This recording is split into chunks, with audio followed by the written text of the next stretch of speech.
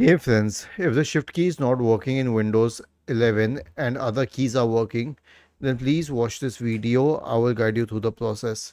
So here's what to do. Right click on the start button, select settings from the menu.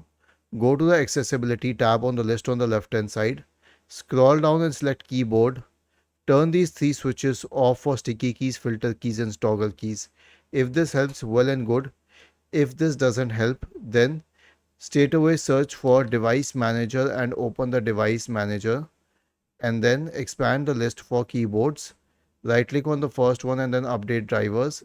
Right click on the second one and then update drivers. Okay. And if that doesn't help, then it's straight away an issue with the hardware. There's nothing else that comes in between. Was this helpful? If yes, then please subscribe to the channel.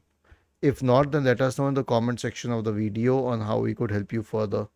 Thank you for watching this video and have a nice day.